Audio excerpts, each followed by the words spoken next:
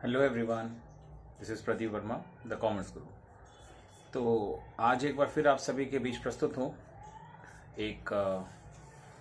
अहम बातचीत के लिए। जैसा कि आप सभी जानते हैं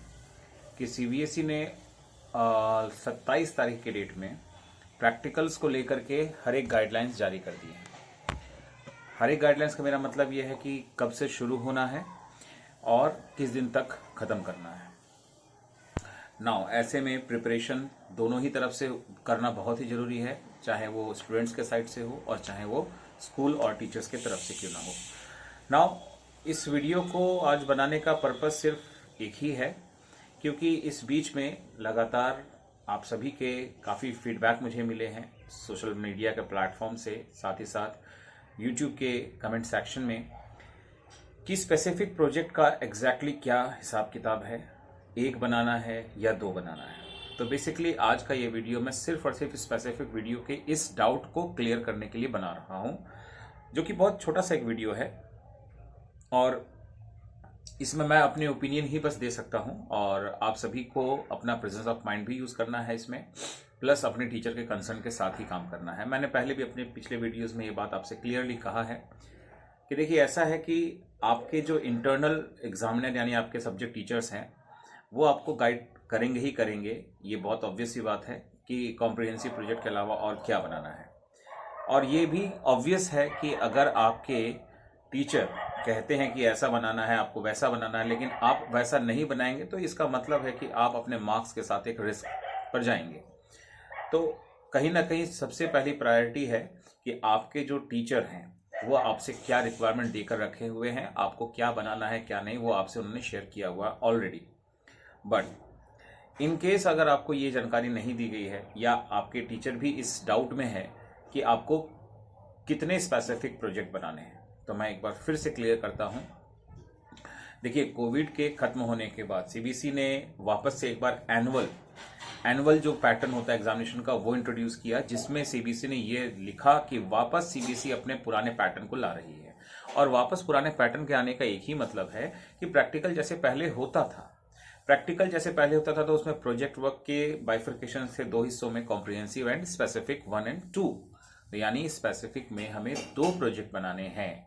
ये बात मैं क्लियरली कहता हूं, फॉर्मली कह रहा हूं कि स्पेसिफिक में दो प्रोजेक्ट बनाने हैं। मैंने प्रीवियस वीडियोस में अगर एक प्रोजेक्ट की बात कही है तो आप अगर ध्यान से पूरे वीडियो को देखे होंगे तो मैंने ये बात वहां भी दोहराई है कि वैसे तो सीबीएसई ने पिछले कई साल से दो ही स्पेसिफिक बनवाए हैं, लेकिन अब टीचर्स अगर आपसे एक कहते हैं तो आप एक ही बना लें, दो कहते हैं तो दो बनाएं। तो वो उस सिचुएशन की बात थी, लेकिन अब हम प्रेजेंट सिचुएशन की बात करें तो हमें एक एंड पॉइंट तक आना होगा कि एक्चुअली फाइनली क्या करना है।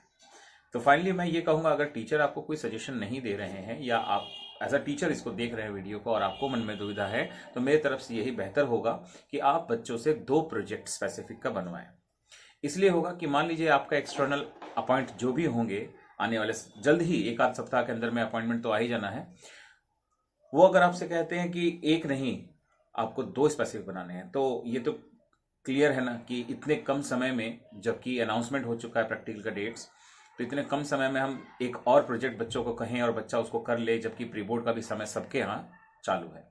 तो इसीलिए सबसे अच्छी बात होगी कि दो स्पेसिफिक बनाकर आप ऑलरेडी रख लें, और कोई भी एग्जामिनर, चाहे आप हो या मैं हूं या कोई भी XYZ पर्सन हो, एज एक्सटर्नल ये नहीं कह सकता कि आपने ज़्यादा बनाया है तो बेवकूफ़ी की है या गलत किया है। कम बनाने पर थोड़ा सा नाराजगी हो सकता है, लेकिन ज़्यादा बनाने पर तो कभी नहीं हो सकता। तो आपको दो स्पेसिफिक बनाने ही चाहिए, ये मेरा सजेशन है आप लोगों से। पहला आपको बनाना है कैश फ्लो स्टेटमेंट पर, और दूसरा आपको आपके अगेन सिलेबस से अगर लेकर चले तो हम रेशियोज एनालिसिस को यूज़ कर लेते हैं, कर सकते हैं। और दोनों के लिए आपको कुछ नहीं करना है, एक कंपनी अलग अलग, दोनों के लिए भी अलग अलग कंपनियां हो सकती हैं, या एक ही कंपनी का फाइनेंशियल स्टेटमेंट ले करके उसी से आपने कैश फ्लो स्टेटमेंट भी बना दिया और उसी से आपने रेशियो को भी एनालाइज कर लिया। सपोज दैट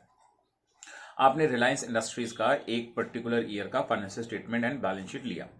जिसके अंदर आपने कंपनी का net profit, after tax, before tax and other expenses का डिटेल्स ले लिया, साथ ही साथ कंपनी का बैलेंस शीट ले लिया जिसमें कंपनी के various assets and liabilities bifurcated form में दिए गए हैं। फिर आपने क्या करना है, आपको उसी को यूज करके कैश फ्लो स्टेटमेंट जैसा आपके सिलेबस का हिस्सा है वैसे आपको बना लेना है, और साथ ही साथ उसमें कंक्लूजन भी देना है, और साथ ही साथ जो दूसरा स्पेसिफिक प्रोजेक्ट होगा वो अगेन उसी को यूज कर सकते हैं, it's only up to you, या फिर किसी दूसरे कंपनी का भी आप फाइनेंशियल स्टेटमेंट एक और ले सकते हैं। तो ये आपने चॉइस कर लिया, सपोज दैट कि आपने रिलायंस इंडस्ट्रीज का ही चॉइस किया, तो अब आप उसी को वापस यूज करेंगे और रेशियो एनालिसिस के सब टॉपिक के अकॉर्डिंग काम करेंगे। नाउ रेशियो एनालिसिस को 4 टुकड़ों में बांटा गया, आप सभी जानते हैं, लिक्विडिटी है, सॉल्वेंसी है, देन आपका आता है एक्टिविटी और टर्नओवर, एंड लास्ट आता है इनकम या प्रॉफिटेबिलिटी रेशियो। तो इन चारों रेशियोज के अंदर कुछ कुछ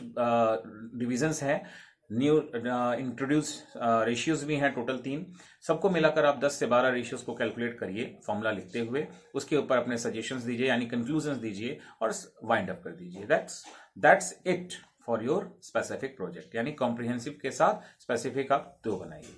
तो बस यही मुझे डिस्कस करना था, मैं इसी पर थोड़ा सा चर्चा करना चाहता था और अपने क्लियर स्टेटमेंट देना चाहता था कि मैं इस पर क्या सोचता हूँ। उम्मीद करता हूँ कि इस वीडियो से आपको वो एक जानकारी मिली हो या वो डाउट में क्लैरिफिकेशन हुआ हो कि स्पेसिफिक कितने बनाने हैं। तो फिर मिलते हैं नेक्स्ट वीडियो में, तब तक के लिए take care and bye bye.